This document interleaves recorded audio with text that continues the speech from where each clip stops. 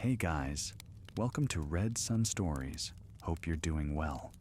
Tonight, discover what happened when the most beautiful goddess in Japanese mythology was accused of betrayal by the husband she loved, and the impossible choice she made to prove her innocence. So, before you get comfortable, please take a moment to like the video and subscribe if you enjoy what I do here. Let me know in the comments what time it is for you. I would love to connect with you guys. Now, let's dive into tonight's story together. The most beautiful goddess in all of heaven stood before the doorless hut, her hands resting on the swell of her belly where 3 lives stirred. Behind her, Mount Fuji's peak gleamed white against the fading light, eternal and unchanging. Before her, flames waited. Flames she would light herself. Her husband's words still hung in the air like bitter smoke. How can I know the child is mine? Cherry blossoms fell around her feet, silent witnesses to the choice she was about to make. If the children were truly his, truly born of their divine union, they would be born safely within the fire. If not, well. She reached for the torch. Her name was Konohanasakuya-hime, princess who makes the blossoms bloom, the tree blossom blooming princess. When she walked through meadows, flowers opened. When she smiled, spring arrived early. Her beauty was so perfect that cherry blossoms themselves were named for her grace. Brief, exquisite, heartbreakingly fleeting. She was daughter to Oyamatsumi, the great mountain god. She had known only love and devotion, had been worshipped and adored. Until today, until doubt poisoned everything like frost killing tender shoots. The hut stood waiting, built by her own divine hands. No door, no windows, no escape, just walls that would contain the flames, and her, and the 3 lives within her. The wood was dry and would catch quickly. She had prepared everything with the careful precision of ritual, with the terrible clarity of righteous fury. Her husband, Ninigi no Mikoto, grandson of the sun goddess Amaterasu herself, had questioned her purity. He had looked at her swollen belly, at the children who had come so quickly after their union, and doubt had flickered in his eyes like the first spark before a wildfire. One night, he had said, "You were with child after one night. How can this be?" The accusation had struck her like lightning striking sacred ground. She, who was divine purity itself, she who had loved him with every fragment of her immortal soul, she who had chosen him when she could have remained untouched and perfect in the heavens forever. The pain of his doubt was sharper than any blade, deeper than any wound. It was a pain that transformed, that alchemized hurt into something fiercer, into proof, into flames. Cherry blossoms continued falling around her, soft as prayers, relentless as time. They fell because she had chosen mortality when she chose love. Her father had offered Ninigi 2 daughters, herself and her sister Iwanaga-hime, the rock princess, beautiful Konohanasakuya, delicate as spring flowers. Eternal Iwanaga, solid as stone. Take both daughters, Oyamatsumi had said, and humanity will have both beauty and eternity. Brief loveliness and unending life, the perfect balance. But Ninigi had looked at Iwanaga-hime's plain face, at her solid form, and he had chosen only Konohanasakuya, only beauty, only the blossom. And in that moment, humanity's fate was sealed. Life would be brief like cherry blossoms, achingly beautiful, desperately precious, and impossibly short. Her father had wept when he cursed them, not from anger, but from sorrow, from knowing. Now she stood before flames that would prove what words could not. The torch was heavy in her hand. The sun was setting behind Mount Fuji, painting the snow-covered peak in shades of pink and gold, the colors of cherry blossoms and fire. She thought of her sister, rejected and returned to their father's mountain halls. She thought of her husband's face when doubt had entered it like shadow. She thought of the 3 children within her, already stirring, already divine, already perfect. They would be born in fire, and the fire would speak truth that her husband's heart had failed to know. Bear witness, she whispered to the falling blossoms, to the mountain, to the fading light. Bear witness to my purity. Bear witness to my truth. She touched the torch to the hut's dry walls. But we must go back. Back to before the flames. Back to before the doubt. Back to when love was new and perfect and untouched by the poison of suspicion. Back to the day by the seashore, when heaven touched earth and everything changed. Konohanasakuya-hime had lived her life among the mountains. Her father, Oyamatsumi, ruled the peaks and ridges, the stone faces and forested slopes. She had grown up breathing thin mountain air, walking on stone paths, watching eagles circle below her vantage point. Her sister Iwanaga was of the mountains too, solid, enduring, patient as granite. Together they had learned the ancient ways, the prayers that moved stone, the songs that called mist. But where Iwanaga was earth and permanence, Konohanasakuya was something else, something more fleeting.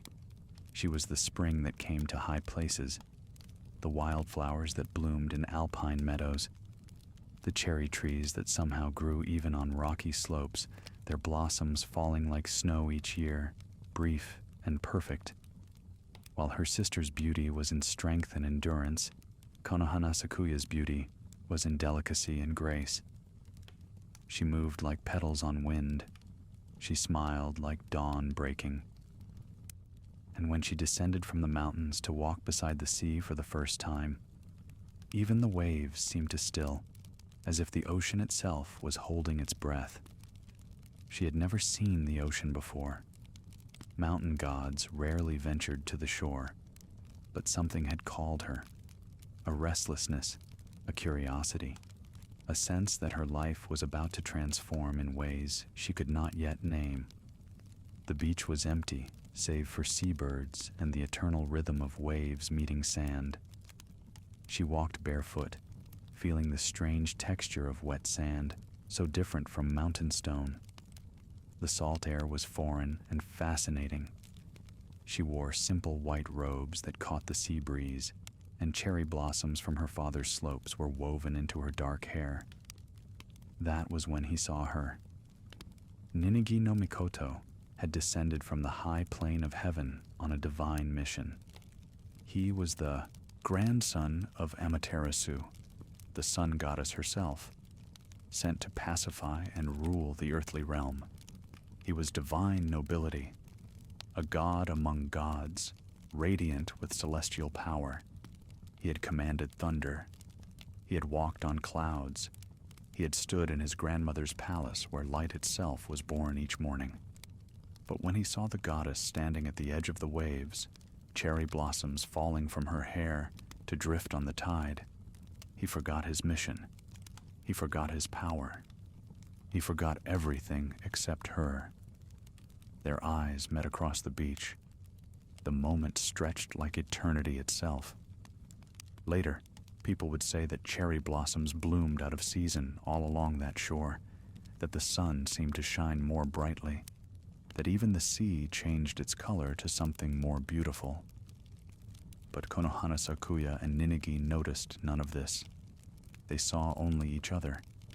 He approached slowly, almost reverently. She did not flee, though her heart raced like a startled bird. When he spoke, his voice was gentle despite his divine authority.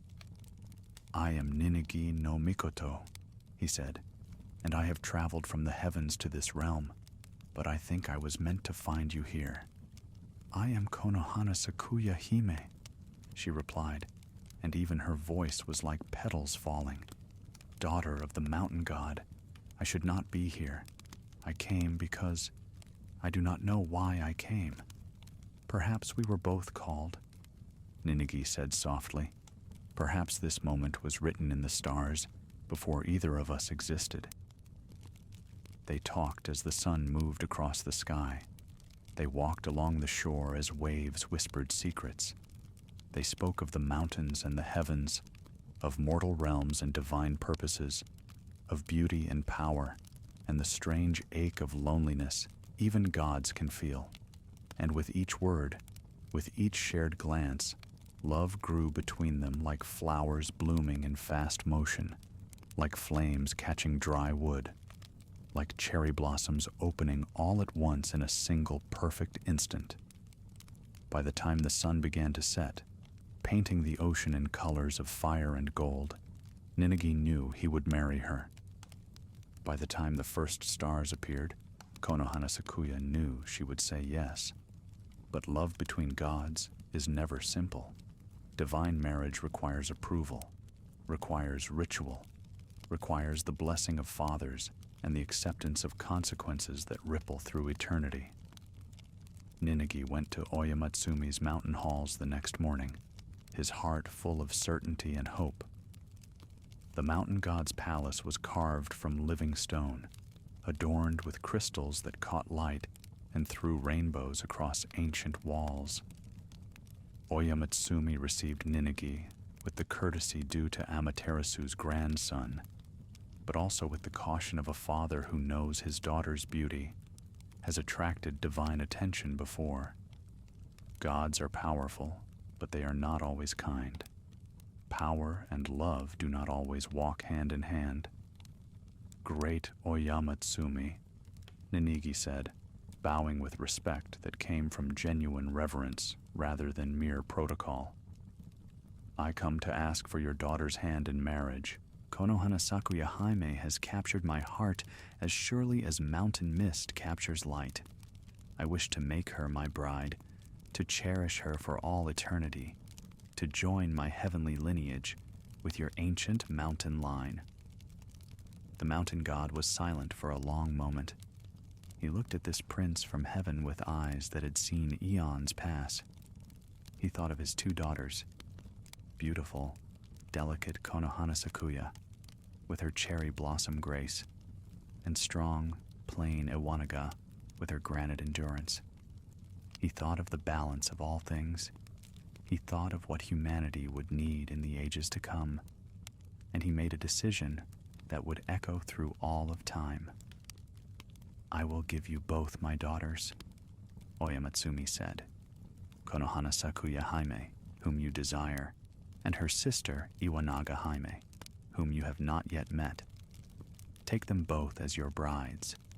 Together, they represent the dual nature of existence, fleeting beauty and eternal strength, the flower and the stone. If you accept them both, humanity will inherit both qualities, brief, beautiful lives and the solidity to endure. Take them both, and all will be balanced. He summoned his daughters. Konohanasakuya entered like spring itself, her beauty so radiant that even the stone walls seemed to soften around her. Cherry blossoms appeared in her wake, though no trees grew in these halls. She smiled when she saw Ninigi, and that smile was like dawn after long darkness. Then, Iwanaga-hime entered. She was tall where her sister was delicate, broad where her sister was slender, plain where her sister was exquisite. But in her face was strength. In her eyes was endurance. She was the mountain itself made flesh, solid, unbreakable, eternal. She would never fade. She would never die. She was immortality incarnate. Ninigi looked at both sisters, and in that moment, in that terrible, fateful moment, he made a choice that would determine the nature of all human existence. I accept Konohanasakuya-hime with joy and gratitude, he said, but I must respectfully decline Iwanaga-hime. My heart belongs to the princess of blossoms alone. The silence that followed was like the moment before an avalanche. Oyamatsumi's face transformed, not with anger, but with profound sorrow. He looked at Iwanaga-hime, saw the hurt flash across her strong features before she schooled them to stillness. He looked at Konohanasakuya, saw her joy war with guilt for her sister's pain.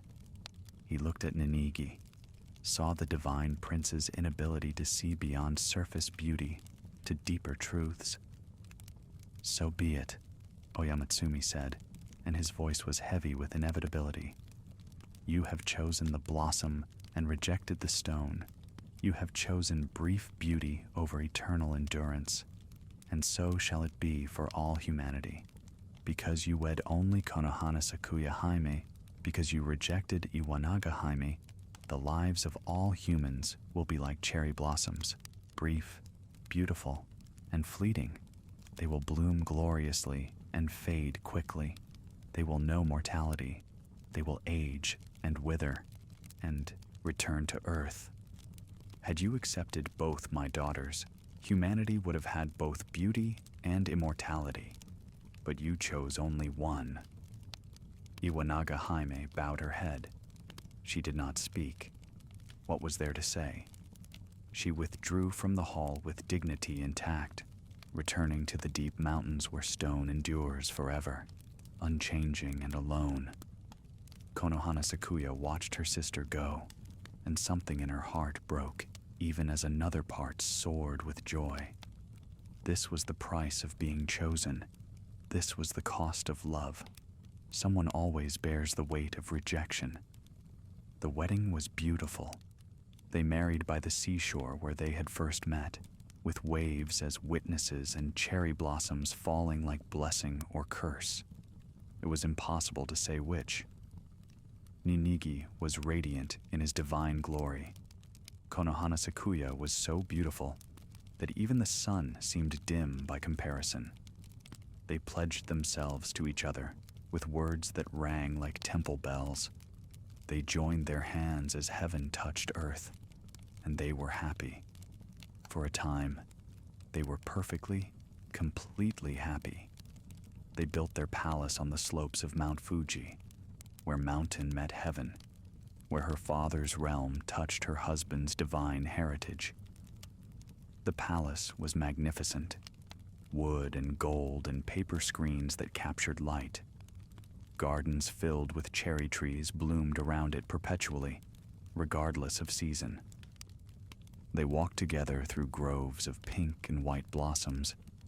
They watched the sun rise over sacred peaks. They made love with the passion of gods, fierce and tender, heaven meeting earth in bodies and hearts intertwined. And then, one night, everything changed. One night of divine union. One night of love so intense it seemed to shake the foundations of the earth. One night, and Konohanasakuya-hime knew she was with child. Not just one child, but three.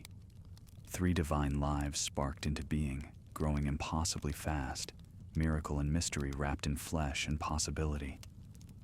She told Ninigi with joy in her voice. She expected him to share her happiness. She expected wonder and celebration.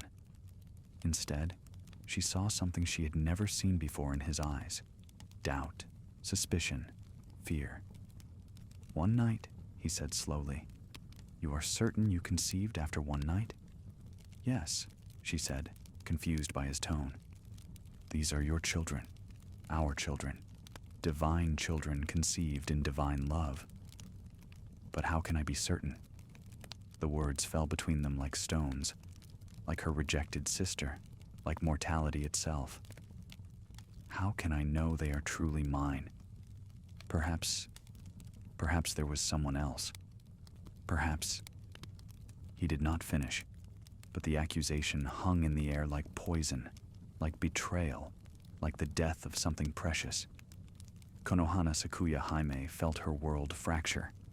The pain was physical, a tearing sensation in her chest, as if her heart was being ripped apart by rough hands.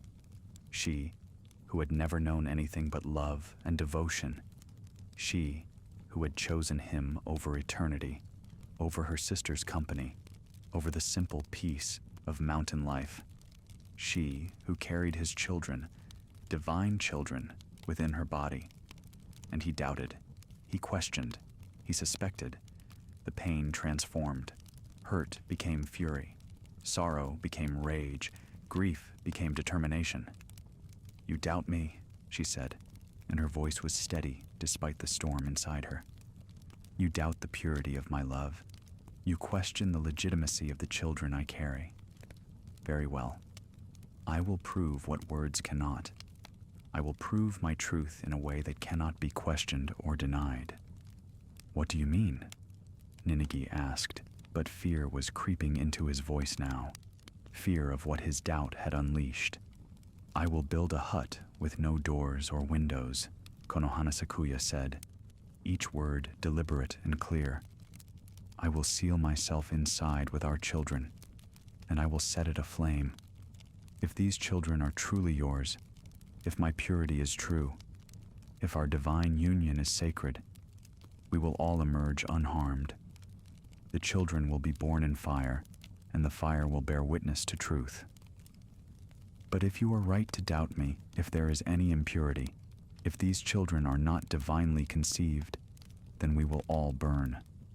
Fire does not lie, Ninigi no Mikoto. Fire reveals truth. Fire purifies or consumes. There is no middle ground. Konohanasakuya, no." "It is already decided," she said. "Gather your courage, my husband. Tomorrow you will learn whether your doubt was wisdom or the greatest mistake of your eternal existence." She turned and walked away, cherry blossoms falling in her wake like tears that could not or would not be shed. She worked through the night, building the hut with her own divine hands. Each plank she placed was a prayer. Each nail she drove was a declaration. Each moment was a meditation on betrayal and love, on the cost of being doubted, on the price of proof. The location she chose was at the base of Mount Fuji, on sacred ground, where her father's power ran deep in stone and earth. The mountain watched as she worked, silent and eternal. Did Oyamatsumi know what his daughter was planning? Did he weep in his mountain halls, knowing the fire was coming? Or did he understand, in the way old gods understand, that some truths require flames to be revealed? Konohanasakuya-hime cut trees with divine precision. She shaped planks with hands that had only known gentle tasks before this night. She built walls that would contain fire but not release it. 4 walls, a roof, no door, no window, no escape route. A perfect chamber for truth or death. The structure rose quickly, impossibly fast, driven by divine will and righteous fury. As she worked, she spoke to the children within her. 3 sons she knew somehow. 3 divine lives that stirred and grew with supernatural speed. They would be gods of sea and sky and mountain, inheritors of both her lineage and their father's. But first, they must be born, and they would be born in flames. "Do not fear," she whispered to them, her hands on her swollen belly. "You are divine. You are pure. You are born of sacred love, no matter what doubt has poisoned your father's mind. The fire will not harm you. The fire will prove you. The fire will announce your births with flames instead of water, with smoke instead of morning mist. You will be born as phoenixes are born, emerging from destruction absolutely untouched."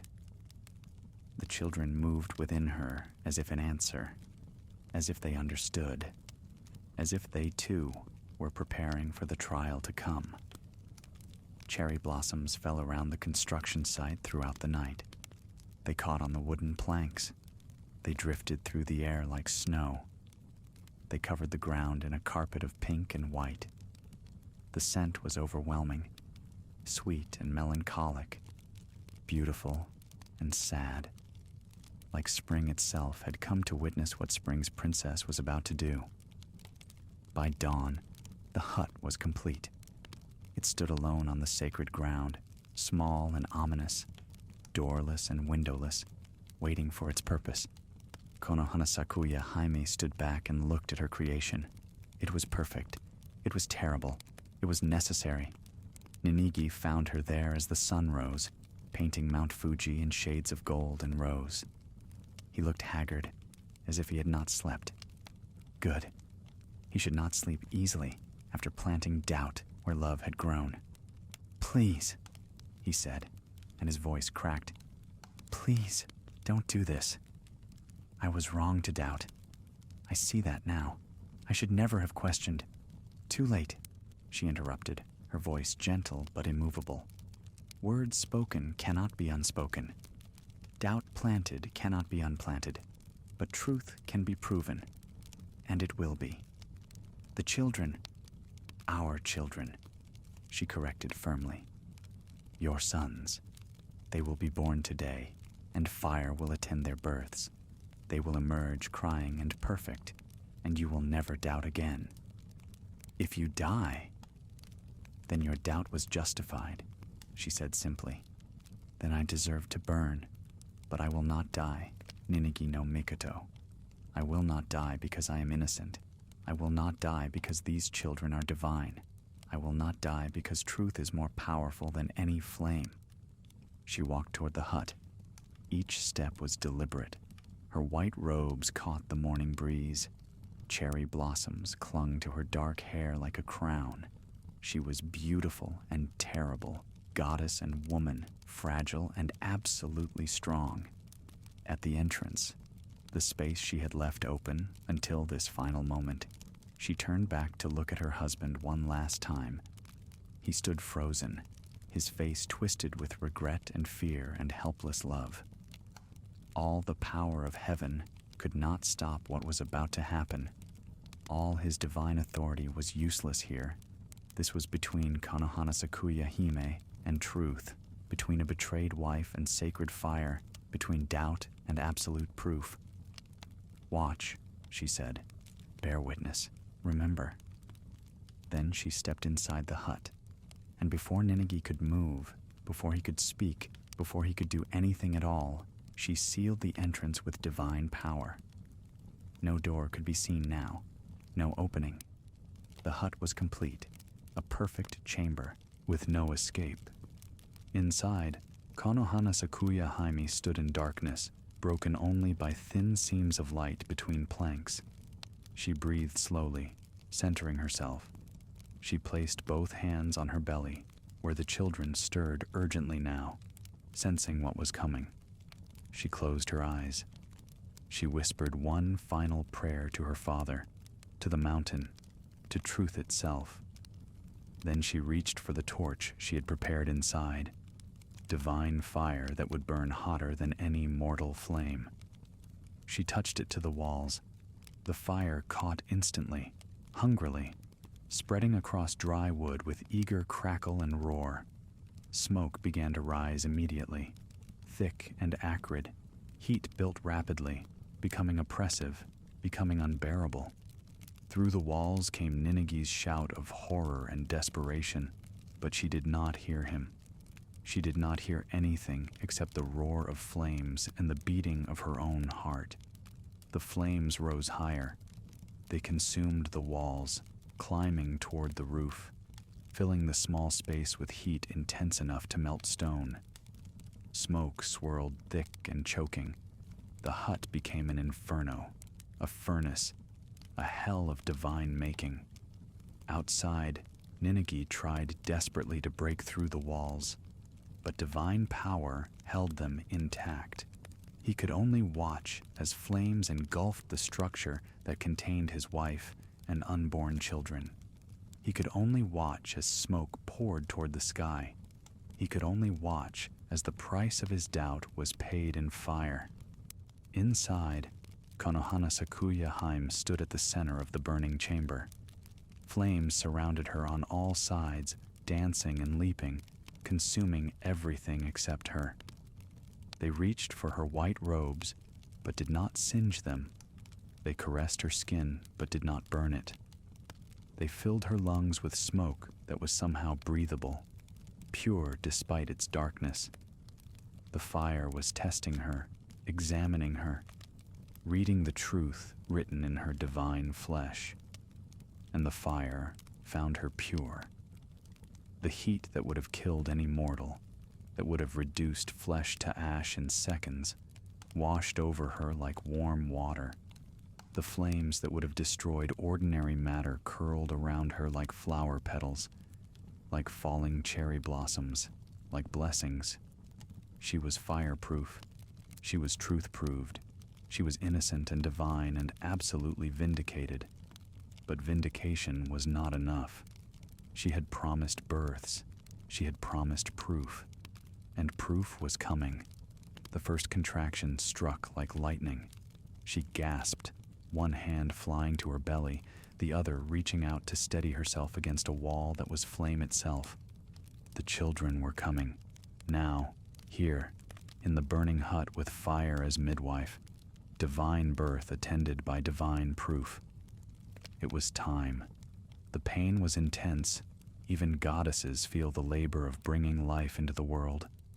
But it was also clarifying, focusing, pulling her attention away from the flames and into the immediate, primal act of birth. She knelt on the floor that was somehow cool despite the inferno around her. She breathed through the contractions. She called on every bit of divine strength she possessed. And she pushed. The first child emerged into fire, a son. He came crying, healthy and perfect, absolutely unharmed. Hoderi, who would become the god of the sea, born as flames, danced around him like strange water. She held him close, this first proof of her purity, this first son born in impossible circumstance. The fire seemed to celebrate, roaring louder, burning brighter. Even flames recognize truth when it emerges crying and alive. But there was no time to rest. The second son was already coming. Another contraction, another wave of pain and power and absolute determination. She pushed again, and Hosuseri emerged into the burning chamber, the god of the middle, born between fire and truth.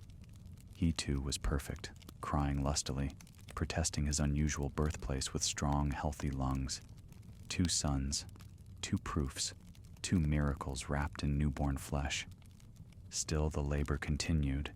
Still the fire burned. Still the hut stood intact despite the flames consuming every bit of wood. Divine power held everything in perfect suspension. The burning that did not destroy, the heat that did not kill, the smoke that did not poison. This was ordeal by fire in its purest form. This was trial by truth. This was proof incarnate. The third son came with the strength of the mountain himself.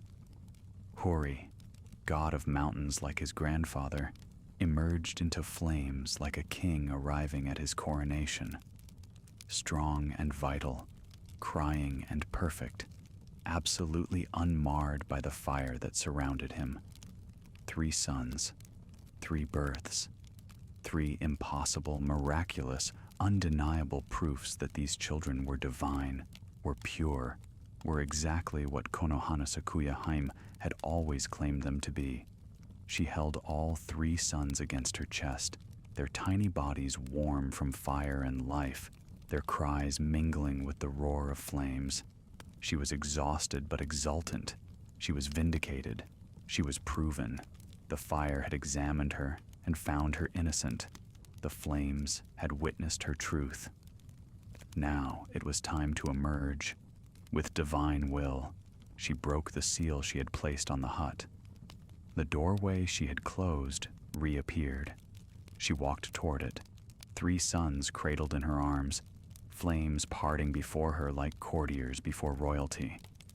She stepped out of the burning chamber into cool morning air, into brilliant sunlight, into Ninagi's horrified and awestruck gaze. The hut collapsed behind her in a shower of sparks and ash, its purpose fulfilled.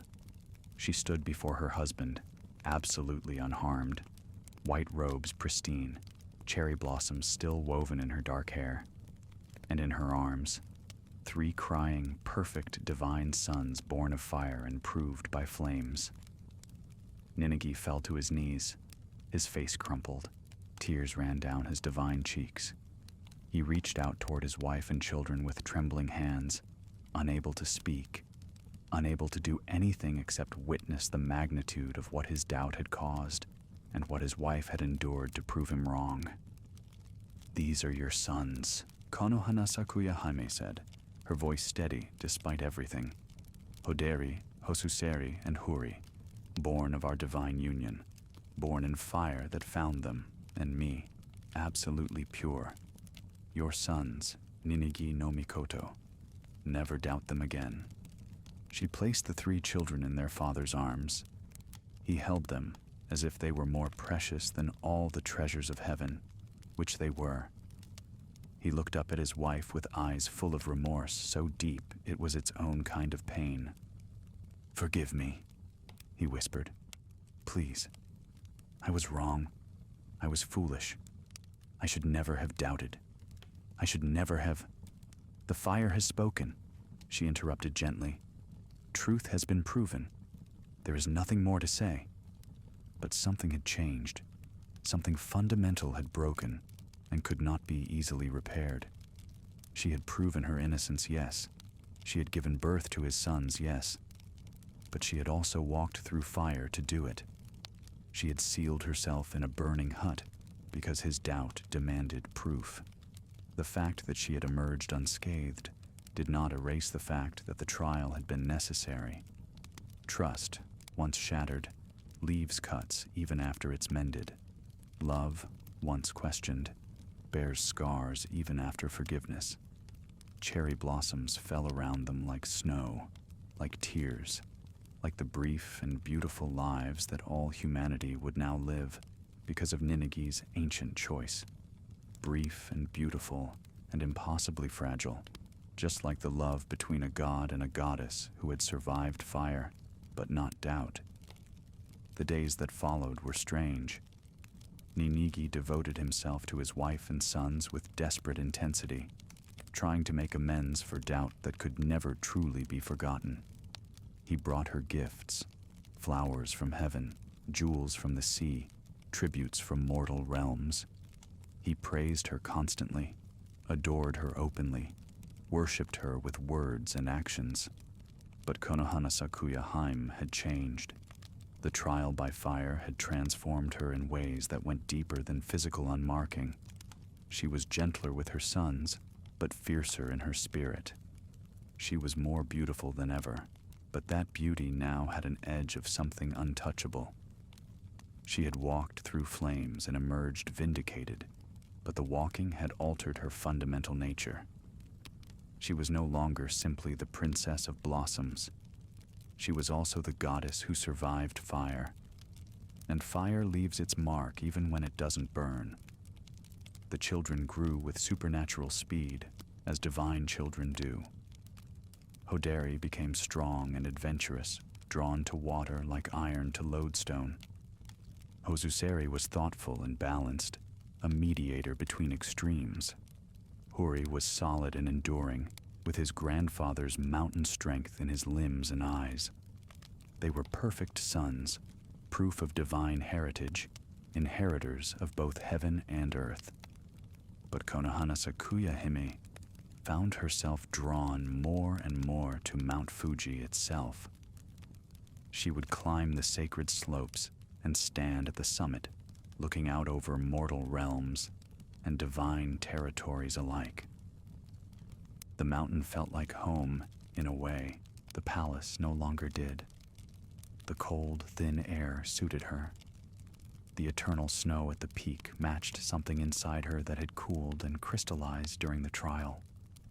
One day, Oya Matsumi came to visit his daughter. The mountain god stood beside her on Fuji's summit, silent for a long time, simply being present as mountains are present, solid and understanding without need for words. "You have proven yourself," he finally said. "The fire spoke your truth." "Yes," she agreed quietly. "But at what cost?" "All proof has costs," her father said. "All truth demands sacrifice. You knew that when you built the hut." "I did," she admitted. But knowing and feeling are different things. I proved my purity. I proved my children's divine heritage. But I also proved that my husband's love is vulnerable to doubt. I proved that even gods are not immune to suspicion. I proved that sometimes being innocent isn't enough. You have to demonstrate innocence in ways that leave marks. Oyamatsumi nodded slowly.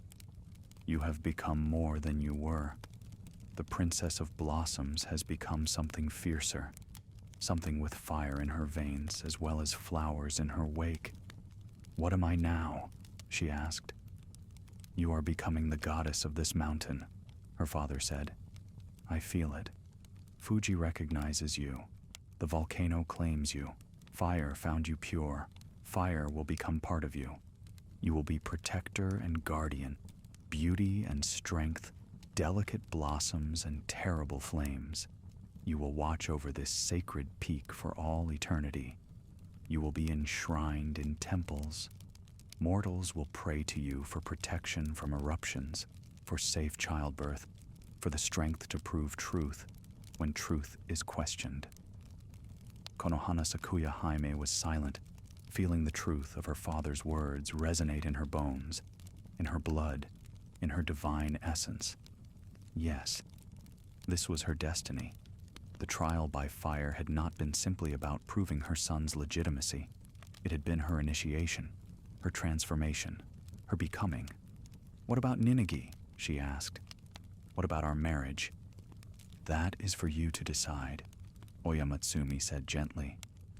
You have proven yourself to him, but do you wish to remain with someone who needed proof? Or will you claim this mountain as your own and become what fire has made you? The decision was not immediate. She returned to the palace, to her husband and sons. But the pull of the mountain grew stronger each day. She began to feel Fuji's volcanic heart beating in rhythm with her own. She could sense the fire deep beneath the rock, the magma that would someday erupt, the raw power that needed guidance and control. The mountain was calling her. Fire was claiming her, and she was answering. Ninigi felt her slipping away. He tried harder to keep her, to prove his love, to erase his mistake. But divine transformations cannot be stopped by mortal regret or even immortal devotion. She was becoming something beyond his reach, beyond his understanding. She was becoming the guardian of Mount Fuji, the goddess of sacred fire, the protector of all who call upon her name. I must go, she told him finally, standing in their beautiful palace among eternal cherry blossoms. The mountain calls me. Fire has claimed me. I am no longer simply your wife. I am becoming something else. Please, Ninigi begged, and there were tears in his eyes again. Please don't leave. I love you. I was wrong to doubt, but I love you. Stay. Be my wife. Let me spend eternity making amends.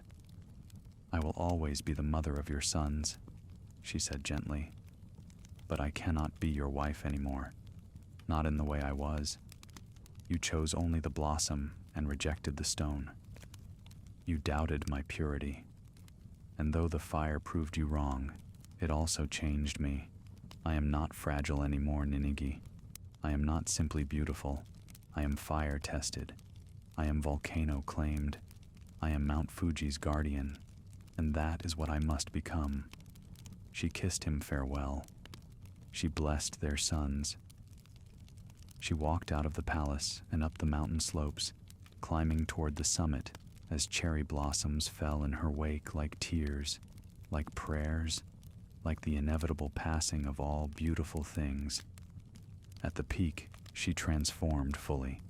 Her divine essence merged with the mountain itself. She became its heart, its guardian, its spirit. The goddess Konohanasakuya-hime, princess who makes blossoms bloom, became also the deity of Mount Fuji, protector against eruptions, guardian of fire, patron of safe childbirth and divine truth. Shrines would be built in her honor, Sengen shrines, Asama shrines, across Japan. Pilgrims would climb the sacred mountain to feel her presence. Prayers would rise like smoke from countless temples, and she would watch over them all, beautiful and fierce, delicate and powerful, cherry blossoms and volcanic fire unified in one eternal divine presence. Centuries passed, millennia.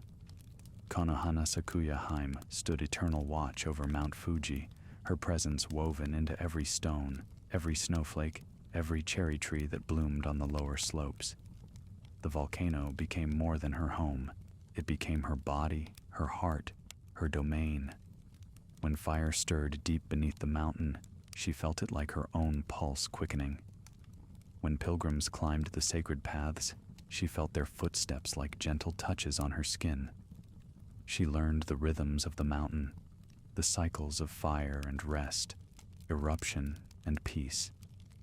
Sometimes the volcano demanded release, pressure building until it could no longer be contained.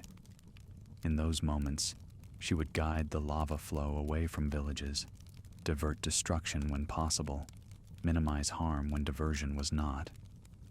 She could not stop the volcano entirely. Fire has its own nature, its own needs, but she could shape it, channel it, work with it rather than against it. The people below began to understand. They built shrines at the base of the mountain, on the slopes, even attempting to reach the summit to offer prayers. They brought offerings, cherry blossom branches, rice, sake, prayers written on paper and burned so smoke could carry them to her. They asked for protection from eruptions. They asked for safe childbirth, remembering her trial by fire and the 3 sons born in flames. They asked for proof when truth needed proving, for strength when strength was required, for beauty that endures even when everything else fades. And she listened. From her mountain throne, from her volcanic heart, she listened to every prayer. She could not grant every request. Even gods have limitations, but she tried. She held back eruptions when she could. She guided midwives' hands during difficult births. She gave strength to those who needed to walk through their own fires, face their own trials, prove their own truths. Cherry blossoms became more than just beautiful to the people of Japan. They became sacred. They became her symbol, her gift, her eternal reminder. Every spring, the trees would bloom in explosions of pink and white that lasted only briefly before petals fell like snow, like tears, like the fleeting nature of all mortal existence. The people gathered under the blossoming trees for hanami, flower viewing, celebrations that were both joyful and melancholic. They drank sake and wrote poetry and remembered that beauty is most precious because it doesn't last forever. This was her gift, bittersweet as it was. This was what Ninigi's ancient choice had created. By choosing the blossom over the stone, by rejecting eternal endurance for fleeting beauty, he had given humanity something precious even in its brevity. He had given them urgency. He had given them appreciation. He had given them the knowledge that life must be lived fully because it will not last forever. And Konohanasakuya-hime understood this now in ways she never had before her trial by fire. Brief life is not punishment. It is gift. Mortality is not curse. It is teacher. The cherry blossoms fall quickly, yes, but they fall beautifully. They fall meaningfully. They fall in ways that eternal stone never can. Sometimes, on quiet nights when the moon was full and the mountain was peaceful, she thought about Ninigi. He had returned to the heavens eventually, his earthly mission complete. Their sons had lived and loved, and eventually faded into mythology themselves. Their own stories told and retold until fact and legend blurred together. But she remained. She would always remain. This was her choice, her transformation, her eternal nature now. She wondered sometimes if he regretted his doubt. She wondered if he understood what his suspicion had created.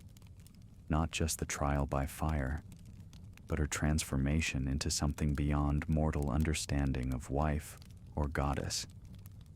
She wondered if he ever stood in heaven's halls and looked down at Mount Fuji and felt her presence looking back.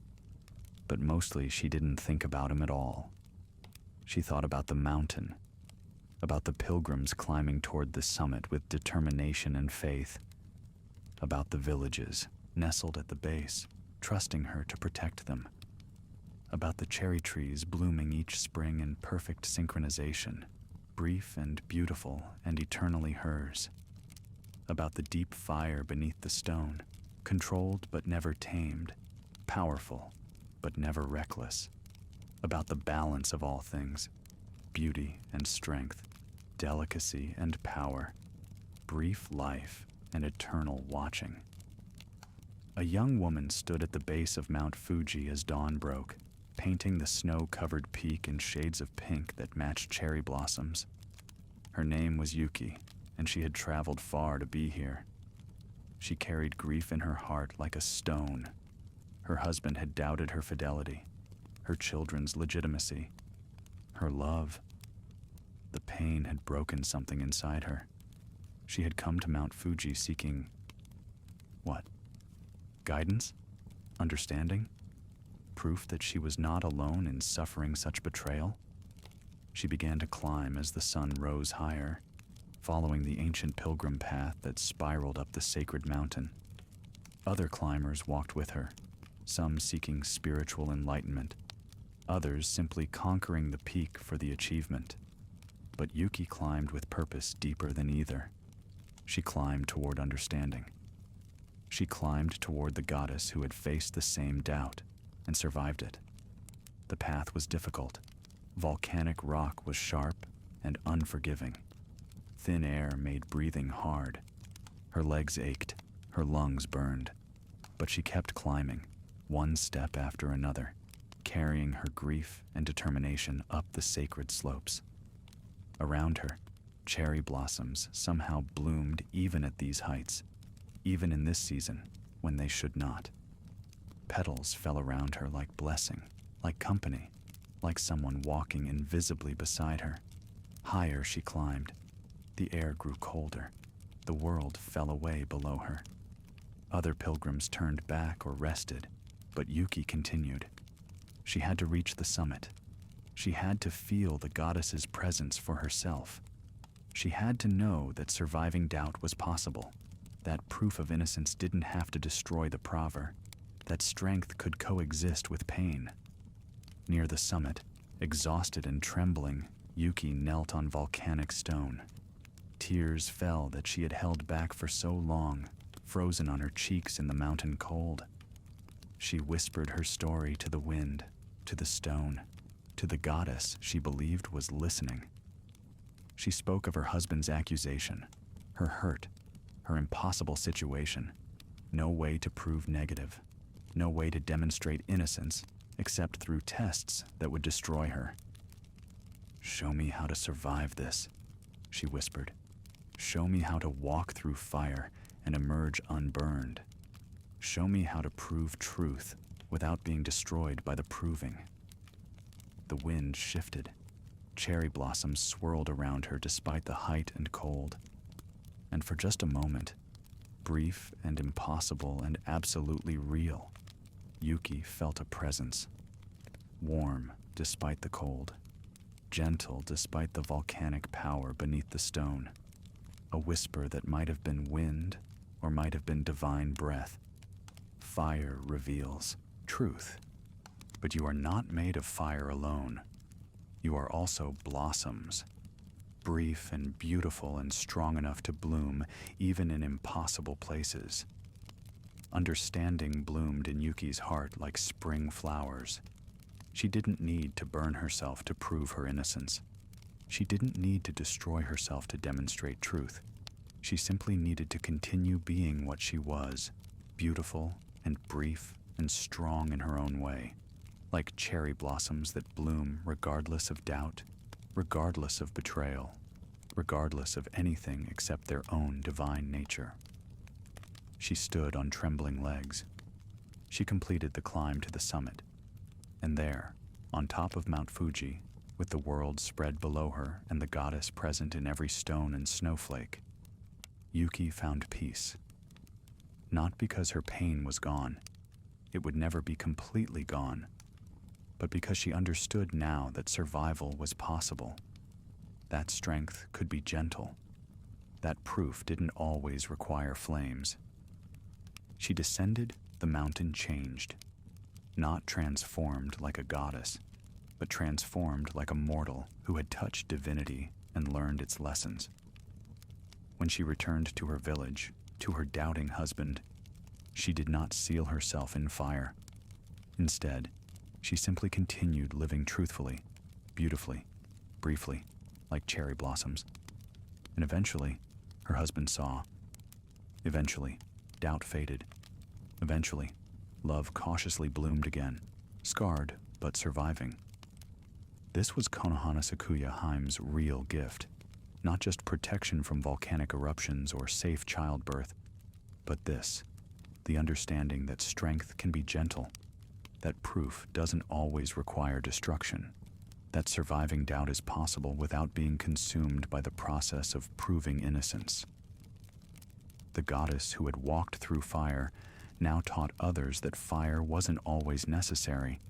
Sometimes simply continuing to bloom was proof enough. Centuries accumulated like fallen petals. Empires rose and fell below Mount Fuji's eternal watch. The Sengen shrines multiplied across Japan, each one dedicated to her, each one carrying prayers and offerings and hope. The tradition of Hanami deepened, became fundamental to Japanese culture, became a spiritual practice as much as a celebration. Every spring, millions gathered under cherry trees to watch petals fall and contemplate the beauty of brief existence. They didn't always know they were honoring Konohanasakuya-hime specifically. Many had forgotten the story of the trial by fire, the 3 sons born in flames, the goddess who proved her purity through impossible endurance. But they felt her presence anyway. They felt it in the falling petals, in the brief perfection of bloom, in the melancholic beauty of transience. They felt it without naming it. The goddess watched from her mountain and felt their reverence like warmth. She had become more than she was, more than a betrayed wife, more than a princess of blossoms. She was now eternal guardian, sacred protector, living reminder that brief beauty matters, that fleeting life has meaning, that mortality itself is gift when embraced rather than feared. Sometimes other gods visited her mountain. Her father, Oyamatsumi, came occasionally, proud of what his daughter had become. Her sons, now myths themselves, would appear in her dreams. Hoderi commanding tides, Hosuseri mediating between realms, Hori building foundations that would last millennia. Even Amaterasu, the sun goddess herself, had sent blessings through beams of light that struck Fuji's peak at dawn and sunset. But Ninigi never came. Whether he couldn't or wouldn't, whether heavenly rules prevented it or old shame kept him away, she didn't know. And increasingly, she didn't care. That chapter of her existence was past, closed like a flower that has finished blooming. What mattered now was the mountain, the people, the eternal watch she kept over sacred fire and brief blossoms alike. One day, a strange thing happened. Iwanaga-hime, the rejected sister, appeared on the mountain slopes. She had not been seen since their father's hall, since Ninigi had chosen one sister over the other, since the curse of mortality had been sealed by male preference for beauty over endurance. She looked as she always had, solid, plain, unchanging, eternal stone made flesh. The sisters met on a rocky outcrop where cherry trees somehow bloomed against all horticultural logic. For a long time, they simply stood together in silence, two goddesses who had taken such different paths from the same starting point. "I heard what happened," Iwanagahime finally said, her voice like stone grinding on stone, rough but honest. "The trial by fire, the doubt, the proof." "It was a long time ago," Konohanasakuya-hime replied gently. "Ancient history now." "But it still matters," Iwanaga insisted. "He doubted you, after everything, after choosing you specifically because of your beauty, your delicacy, your perfection. He still doubted. As if beauty itself was proof of deception. As if being desired made you guilty." "Yes," Konohanasakuya-hime agreed softly. "That's exactly what it felt like." "I could have told you," Iwanagahime said, and there was something like bitter satisfaction in her tone. "Men who choose based on surface beauty alone are always vulnerable to doubt. They don't trust what they can't understand. And they never understand that beauty and truth can coexist, that desirability and fidelity aren't opposites, that choosing the flower doesn't make the flower less trustworthy than the stone." "You're not wrong," the cherry blossom goddess admitted. "But I don't regret loving him. I don't regret our marriage, brief as its happiness was. And I certainly don't regret my sons or this mountain or what I've become. The trial by fire transformed me into something more powerful than I was. The doubt that wounded me ultimately led to my becoming. Would you trade that?" "Iwanagahime, was you stopped here? Please continue." "You're not wrong," the cherry blossom goddess admitted. "But I don't regret loving him. I don't regret our marriage, brief as its happiness was. And I certainly don't regret my sons or this mountain or what I've become. The trial by fire transformed me into something more powerful than I was. The doubt that wounded me ultimately led to my becoming. Would you trade that?" Iwanagahime was answer silent for a long time, her stone-solid face unreadable. Then, slowly, something shifted in her expression. Not quite a smile, but close. Understanding, perhaps? Or acceptance? "No," she finally admitted. "I wouldn't trade my path for yours. Stone endures, but it never transforms. I am what I have always been. You became something new. Perhaps there is value in both." "There is value in both," Konohanasakuya-hime affirmed. "You are eternal endurance. I am brief beauty. Humanity needs both lessons, even if they only received one through blood and inheritance. They see me in every spring. They feel you in every mountain that refuses to erode, every foundation that holds despite earthquakes, every endurance that outlasts temporary pain." "Sisters again?" Iwanagahime asked, and her voice held something vulnerable that stone rarely shows. "We never stopped being sisters," Konohanasakuya-hime said gently. "Rejection separated our paths, but not our blood. Come, walk my mountain with me. See what I've become. Let me see what you've remained." They walked together through cherry blossom groves that bloomed eternally on volcanic slopes, the flower and the stone, the brief and the lasting. Two goddesses reconciled not by shared experience, but by mutual respect for different choices, different paths, different ways of being divine and female and powerful. When Iwanagahime finally left, returning to her deep mountain halls, Konohanasakuya-hime felt something shift inside her. A final piece of old pain releasing. A last fragment of ancient hurt dissolving like snow in spring sun. She was complete now, fully herself. Guardian goddess of Mount Fuji, patron of cherry blossoms, protector of brief and beautiful existence, fire-proven and forever watching. The mountain's rhythms became her rhythms. The slow cycle of seasons, spring's cherry blossoms, summer's green growth, autumn's changing leaves, winter's deep snow, repeated endlessly, and she was present for all of it. Each spring brought new blossoms, new pilgrims, new prayers. Each summer brought warmth and life climbing her slopes. Each autumn brought reflection and preparation. Each winter brought silence and rest, and the deep fire beneath the stone, pulsing patiently. She learned patience that mortal gods rarely possess. She learned to wait, to watch, to let events unfold according to their own timing, rather than divine will. She learned that protection doesn't always mean preventing.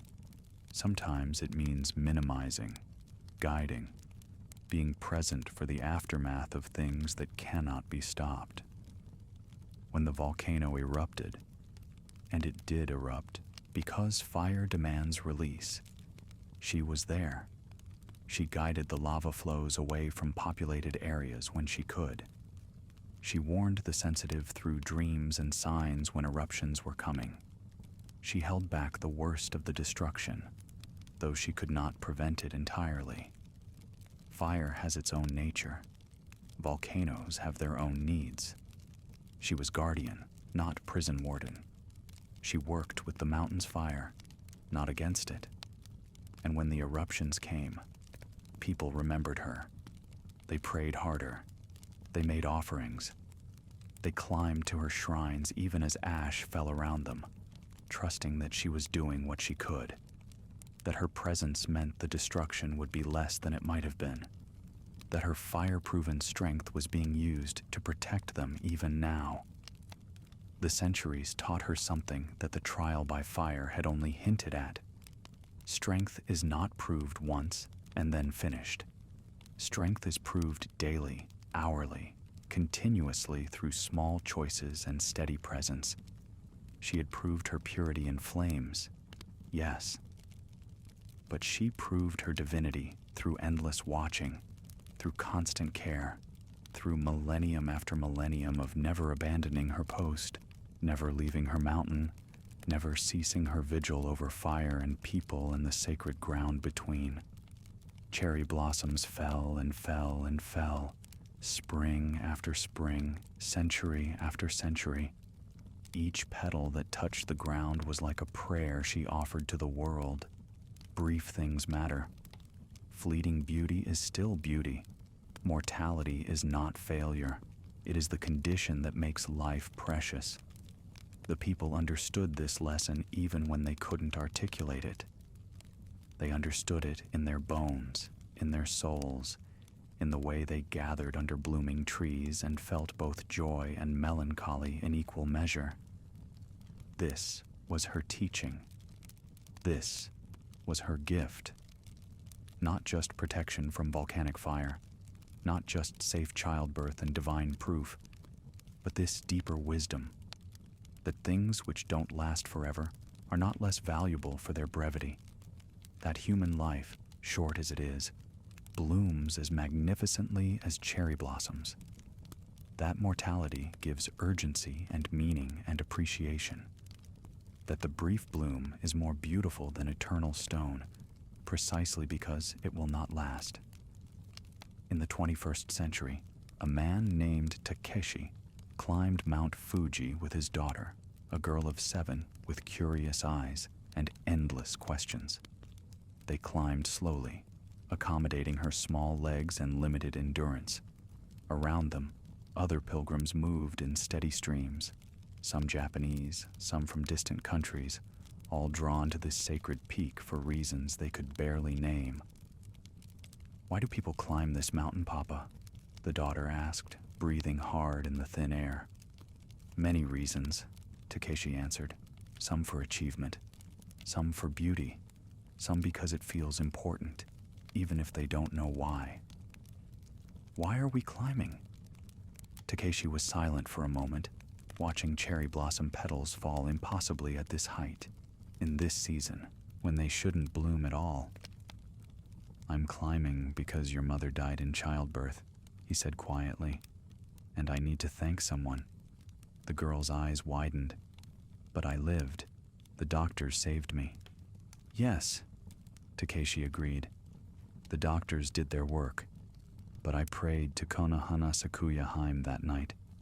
I prayed to the goddess of safe childbirth, the one who gave birth to 3 sons in fire and survived. I promised that if you lived, I would bring you here when you were old enough. I would climb her mountain and say thank you. Did she hear you? The girl asked seriously. You're here, aren't you? Takeshi replied, and his smile was sad but genuine. The doctors did their work, but maybe someone else was listening too. Maybe the goddess who knows about difficult births, about surviving impossible trials, about proving strength through endurance. Maybe she heard and helped in ways I can't measure or prove.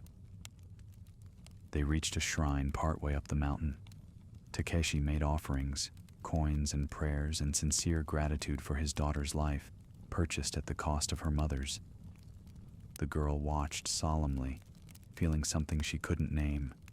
Presence, attention, the sense of being noticed by something vast and gentle and ancient. Cherry blossoms fell on the shrine's roof, on their heads, on the offerings laid with such care. The wind shifted, carrying the scent of flowers and volcanic minerals. Life and fire mingled inseparably. And for just a moment, both father and daughter felt it. Warmth like being held, gentleness like being understood, strength like being protected. She's here, the girl whispered. I can feel her. Yes, Takeshi agreed softly. She's here. She's always here. They completed their climb together, father and daughter, carrying their grief and gratitude up the sacred slopes. And from her mountain throne, from her volcanic heart, Konohanasakuya-hime watched them and felt their offering and blessed them as best she could, with protection, with presence, with the understanding that comes from having suffered and survived, from having been doubted and proven, from having walked through fire and emerged forever changed, but undefeated. This was her work now. Not dramatic trials by fire, but quiet blessings, small protections, steady presence, the accumulation of centuries of watching, caring, being there when mortals called her name and needed someone who understood pain and proof and the cost of surviving both. Evening descended on Mount Fuji like a blessing.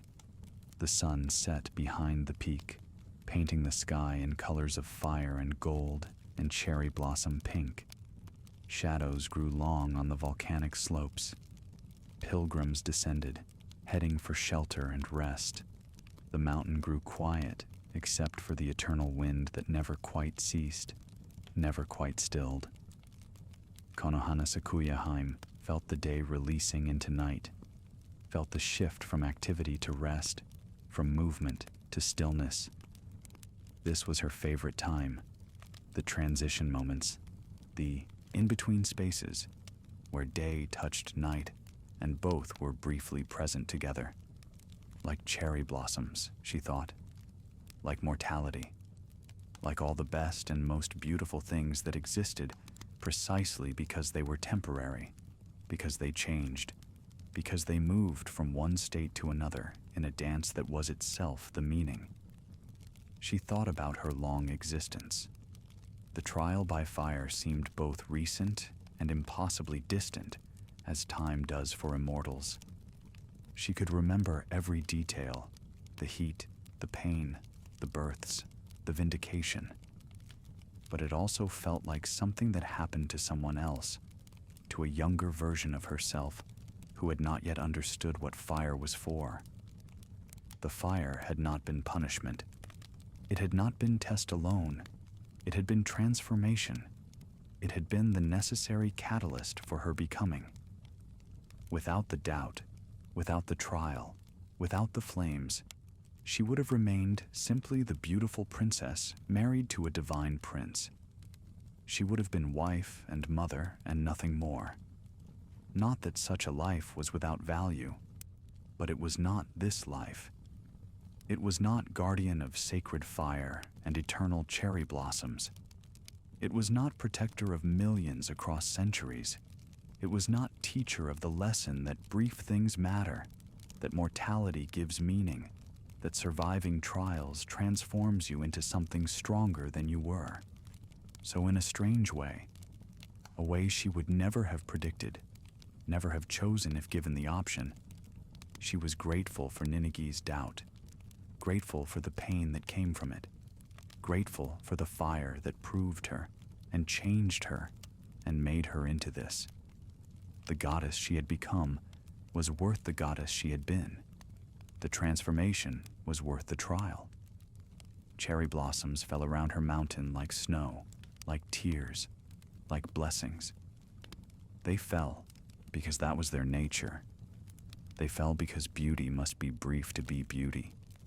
They fell because she had been chosen over stone, because Ninigi had rejected eternity for loveliness, because humanity's fate was sealed in that ancient choice. And their falling was not tragedy, it was teaching. Every petal that touched the ground whispered, "This matters because it doesn't last. Love it now, while it blooms. Appreciate it fiercely, because spring is brief. This is not curse, this is gift." The people understood, even when they couldn't articulate it. They understood in the way they gathered for Hanami, in the way they watched petals fall with both joy and sadness, in the way they spoke of mono no aware, the gentle sadness of transient things. They understood that mortality was not punishment, but perspective, not curse, but condition, not defeat, but the very thing that made victory possible. And she watched over them all, the mountain goddess, the fire guardian, the cherry blossom spirit, the deity who had walked through flames and emerged forever changed but undefeated, proven pure and proven strong and proven enduring in ways that transcended any individual trial or test or moment of pain. Mount Fuji stands. It has stood for millennia. It will stand for millennia more, barring cataclysm beyond even divine prevention. Snow covers its peak eternally, white and pure and cold. Volcanic fire burns beneath its surface endlessly, hot and powerful and patient. And between the fire and the snow, between the burning and the freezing, the goddess watches. Konohanasakuya-hime, princess who makes the blossoms bloom. The most beautiful goddess in heaven who chose earth, who chose mortality for her line, who chose fire to prove truth, who chose mountains over palace, who chose eternal watching over temporary marriage. She is still here. She will always be here. The cherry trees bloom each spring with perfect synchronization, their flowers opening like millions of small prayers, their petals falling like blessings or tears. It's impossible to say which, and perhaps it doesn't matter. Perhaps blessings and tears are the same thing when viewed from the perspective of eternity. Perhaps sadness and beauty are inseparable when you understand that all things change, all things pass, all things transform from one state to another in the endless dance of existence. Pilgrims still climb her mountain, some for sport, some for spirituality, some for reasons they themselves don't fully understand. They feel called, they feel drawn, they feel the need to stand on that sacred peak and look out over the world from the vantage point of gods and volcanoes and ancient trials by fire. And when they stand there, breathing thin air and feeling accomplishment, many of them also feel something else. Presence, attention, the sense of being seen by someone who understands trials and proof and the cost of surviving both. The Sengen shrines still receive offerings. Prayers still rise like smoke from countless temples. Women in difficult labor still whisper her name, asking for protection, for safe delivery, for the strength to survive what must be survived. Families living near volcanoes still invoke her guardianship, trusting that she will guide the fire away when she can, minimize destruction when she cannot. Artists still paint her likeness, write poetry about her trial, tell and retell the story of divine birth in flames, and the cherry blossoms still fall. Spring after spring, year after year, century after century, they bloom with brief perfection and then release their petals to wind and gravity. Each falling flower is a prayer she offers to the world. Each brief bloom is a lesson about mortality and meaning. Each tree that flowers and fades is a reminder that beautiful things don't last forever, and that's exactly what makes them beautiful. She thinks sometimes about her sister Iwanaga-hime, solid and eternal in her deep mountain halls. She thinks about the choice Ninigi made that cursed or blessed, depending on perspective, all of humanity with brief, beautiful lives. She thinks about her 3 sons, born in fire, now legends themselves in the vast mythology of Japan. She thinks about her husband, returned to heaven's halls, carrying remorse and memory in equal measure. She thinks about her father, Oyamatsumi, the mountain god who offered both daughters and watched one be chosen, one rejected, knowing what that choice would mean for all the ages to come. But mostly, she thinks about the mountain, about the fire beneath the stone, about the snow on the peak, about the pilgrims on the paths, about the cherry trees blooming and fading in perfect rhythm, about the prayers that rise to her like smoke, like petals, like hope, about the eternal work of watching, protecting, being present for those who call upon her name. This is her existence now. This is her purpose. This is what the trial by fire created. Not just vindication for a doubted wife, not just proof of legitimate children, but transformation of a beautiful princess into an eternal guardian. The fire did not destroy her. It remade her. And what it made was something fiercer than beauty, stronger than doubt, more enduring than any marriage or love or betrayal. She is the goddess of Mount Fuji. She is the spirit of cherry blossoms. She is the guardian of brief and beautiful things. She is fire-proven and flower-gentle. She is both, always. And she will watch forever, as steady as stone, as lovely as petals, as powerful as volcanic fire, as pure as mountain snow. The cherry blossoms fall around her mountain. They have always fallen. They will always fall. Brief and beautiful and absolutely essential. Like human life itself. Like every moment of joy and pain and meaning that fills the space between birth and death. Like everything that matters precisely because it will not last forever. And in the falling, in the blooming and the fading, in the eternal cycle of spring arriving and spring departing, she is present. She is watching. She is blessing. She is the goddess who walked through fire and emerged victorious, who chose transformation over safety, who became guardian instead of remaining merely beautiful. Listen, if you are quiet enough, if you are still enough, if you climb high enough on the sacred mountain or sit silent enough under cherry blossom trees, you can hear her. Not words exactly, not voice, but presence, warmth, understanding. The sense that someone is watching who knows about trials and proof and survival and the cost of being doubted by those you love. The sense that someone is there who understands that strength can be gentle, that beauty can be fierce, that brief things matter more than eternal things sometimes, that walking through fire doesn't mean being consumed by it. She is there. She is here. She is eternal and brief, powerful and delicate, fire and flowers, guardian and goddess, and the gentle whisper of falling petals on the wind. Rest now. Let her watch over your sleep as she watches over her mountain. Let the cherry blossoms fall through your dreams like blessings, like prayers, like the eternal reminder that beautiful things are most precious because they don't last forever. Let the fire beneath the mountain remind you that strength survives even the hottest trials. Let the snow on the peak remind you that purity endures. Let the goddess herself remind you that transformation is possible, that doubt can be survived, that proof is achievable, and that sometimes walking through fire is the only way to become who you were always meant to be. Sleep in the gentle warmth of her presence. Dream of cherry blossoms falling endlessly on volcanic slopes. Know that you are watched over, protected by a goddess who understands pain and proof and the terrible, beautiful cost of surviving both.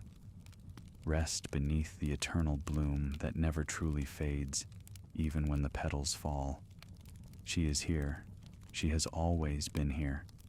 She will always be here.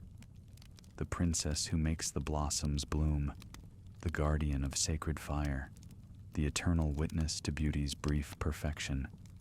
Konohanasakuya-hime, forever watching, forever present, forever blessing brief, beautiful, mortal existence with her understanding, her strength, her fire-proven truth.